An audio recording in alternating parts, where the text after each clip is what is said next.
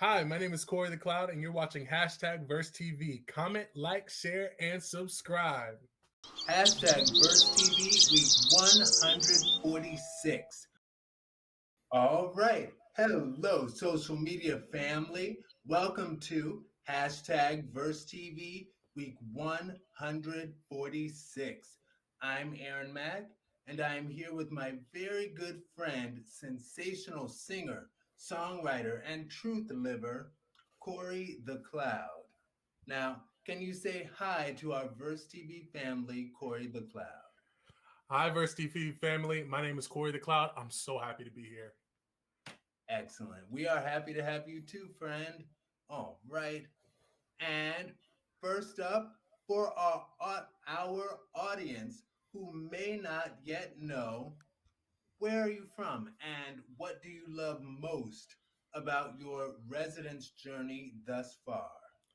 All right, I'm from the Greater 757 area, if you will, Norfolk, Virginia, if you will, Hampton Roads, down home, down bad. I love where I'm from. I love my people. I love being close to family, but I really love the arts that are like really out and popping here, especially a lot of the musicians that are coming out of the 757, especially a lot of like the street artists that are always doing projects on the roads. So I'm really blessed to be here. Nice. Very cool. And speaking of artists and all of the artists that you've been around, how long have you been singing, writing, and when did you first realize that you have a talent and a skill worth seriously pursuing? So interestingly enough, I started writing music when I was maybe like 4 or 5. Um, I started in like children's choir in church, and then from sixth grade. Well, from when I turned 6, I was in Norfolk Christian Schools in Norfolk, Virginia. I remember us doing projects that had to do a lot with poetry and writing music, and that's where I first started doing that for projects and stuff. I didn't write my first song until maybe second or third grade, and it was just some BS little uh some BS little like hype myself up type stuff. Is like when I always hit the mic, anyone that heard me just got hype type of stuff. Like it was really not that important. But Yes. I started producing stuff and putting it out like around college. I did my first demos freshman year, I believe. Nice. Okay. I want to ask you more questions about the production aspect, but technically it wasn't in the advanced questions, so I will hold off on it for the time. Okay. So, where came your choice of the name Cory the Cloud? So the cloud moniker came after like me shifting around from a couple of different ones. First it started off as the fool, then it went to my given like legal name, and then it changed into the cloud because I was still like searching for guidance. And there's a biblical story talking about the Israelites walking through the wilderness where they are led by night by a pillar of fire, but by day it's a pillar of cloud or like a tornado. But in my mind, like that's where I got my name from. That's where I attribute my artistry to. I want to be seen as a path of a beacon of guidance for people, Wow. because there's so many people that are like me growing up who don't believe that they have somebody to look up to, and I didn't have that many people to look up to who are dealing with the same things I'm dealing with. So I want them to know that there's somebody in front of them that's trying to lead the way, and it's trying to do it in a positive way, and that they don't have to feel alone when they're trying to chase the daylight. That is absolutely beautiful and truly, I honestly, can I be honest for a Yeah, second? of I course. thought, and this is no shade to anyone, and even if that was a part of it, but I was like, I wonder if Cory the Cloud, if he's gonna be like, I got the cloud from the fact that I smoke and I make clouds, and it's like, okay, but you just took it to a whole nother. You're like, actually, it's biblical. Thank you. Like Anyway, everything like a part of my identity comes from a biblical reference, and it's weird that it happened that way, because there was a time where I didn't believe in God, and I strayed away, and I didn't want to deal with religiosity or anything to do with God because I was still coming into my own as a person. But there was a moment where I had to look back and see where was really coming from, what really started all this, and it was me writing gospel music when I was in high school for my youth band and stuff. It was me doing this little stuff that never got put out and no one will ever see. But this is where I first saw my guidance. This was the first forms of myself. So I kind of like, sure, it could be that I use my vape, but I can't even vape anymore. I feel like God's taking that away from me, so I can like focus on my breathing. So like I have to find my identity in something other than a drug. So Yes, vocalist, and yes, vocal reasoning as well. I know that's right. All right. Now, Aaron Mack, me, loves how your well, and I do, loves how your welcome profile to your Instagram says that you are, quote, figuring it out. And you use the pronouns they, them, he, his. And also you say, quote, I hope you feel safe here. Wow. my Because bow wow is like I know you trying to go through your questions right now, but my bow wow is kicking up a storm. Let me. I'm listening to you. Papa, come here. Come here. let her make a cameo on the live stream. Come here, Papa. You're not in trouble. Come here. What you boofing at? This is my doggo. His name is Draco. Everybody Draconius. say hi to Draco. What you boofing at, dude? You want to be in here? Is that what you want? But you can't be barking if you're doing that. Love you. Want to chill out here? Want to chill here? So, back to like the Instagram profile, right? Yes, So, and I was saying that that's powerful, and you are, and I wanted to specify this. You are truly a lyricist in all mediums, in all forms of the term. And what made you choose such beautiful lyrics for your Instagram profile? so I hope you feel safe here.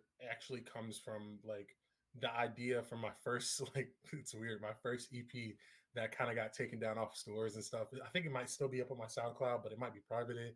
Something. It was called Our Darkest Places, and in that I was talking about how I dealt with my first suicide attempt. And so, trigger warning. I probably should have gone ahead and did that first, but I've dealt with a lot of I have a lot of CPTSD I'm working out. I have a lot of emotional issues that I'm working out still. And I still want to give myself room to say I'm figuring it out. I really don't want people to feel like I have it all put together yet because I don't. I'm constantly shifting my ideas around, not necessarily my foundation, but the things I build on top of it.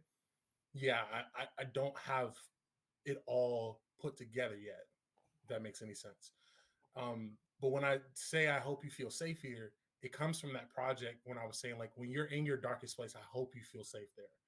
I hope that you know that you don't have to just dip out and give up on life because you feel like you're at your lowest point, that you feel like nobody wants you or nobody was going to be there for you.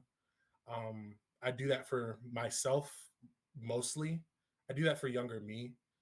I talk to my inner child. I talk to my younger child a lot when I ask him like, "What do you think about this? What do you want to tell about our story?" Because in reality, that version of myself, I owe a lot of my identity to. I owe him staying and not giving up on life to. I would not be here if it weren't for 16-year-old me after being raped to choosing to stay and choosing to fight through that stuff. I wouldn't be here. So um that's where my bio comes from. I hope people feel safe when they see me. I hope people feel safe when they hear my music, when they hear what I have to say. I hope that younger me feels safe with me telling his story because I'm not him anymore, but I am here because of him. So, pop, pop, move it, come here. Sorry about that. You're fine. Your pop up was amening you. Like, wow, because you just said some powerful stuff, my friend. Thank you. Thank you. And speaking of powerful stuff and beautiful lyrics, please give our hashtag VerseTV family a sip of all the tea on the development of your latest magnificent single, Low Love, and what motivated you to write, sing, and release it. You're not gonna believe me when I say this, but I wrote "Low Love" kind of prophetically. Um, it was about a year or two ago. It's just 2020. I was sitting on a live with my friend Non-Rated Beats at the time, and he was producing a track like from scratch. Like I'm watching him. Like I do this a lot when a lot of my friends are making beats and stuff. I'll practice my lyrics here and there, and I'll send them what I have. So maybe I can get the beat. Maybe I can buy it from them, or maybe I can send it off to another artist. I still like to do that. But I wrote the song, and then literally every line in the song started coming true, and I got scared. And that's why it took me so long to even put it out, because I was so afraid if I work on this, something bad's gonna happen. Like I was convinced.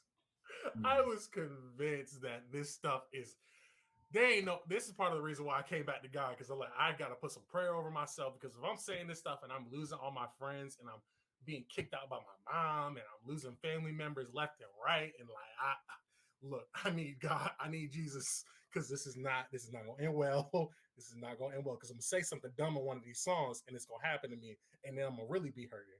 But it's it's weird how God allowed me to walk through it, and how He allowed me to become stronger after and because of it. If it makes any sense. I'm with you. And again, you're a truth liver, and it sounds like God Almighty wants you to live your truth too, and is cool with you living your truth, as should we all. And thank you for living your truth. Absolutely. Now, I will say this part: Low Love is brim filled with phenomenal lyrics and delivery. Now, Aaron Mack, me particularly loves the line, because when you left, I thought I lost it all. But thank God you only brought me to the brink. Now, is there another lyric in Low Love that brings up a particularly poignant low love memory of yours that you're able to share with our hashtag VerseTV family? And which particular lyric connects to it? So I'm gonna say this, and I'm gonna preface it by saying you can find me just about anywhere at Cory underscore the cloud for Instagram. Cory the Cloud, all one word, CoryTheCloud on Twitter. I'm also on TikTok, Cory underscore the cloud. Um, I have several emails if you want to reach me there, but you pretty much can find those through my Instagram profiles. I also have a Facebook page up, Cory the Cloud as well. And you can find me on YouTube at Cory the Cloud. So everything is CoryTheCloud. Please come As follow it me. should be. Wonderful. All right. And fantastic.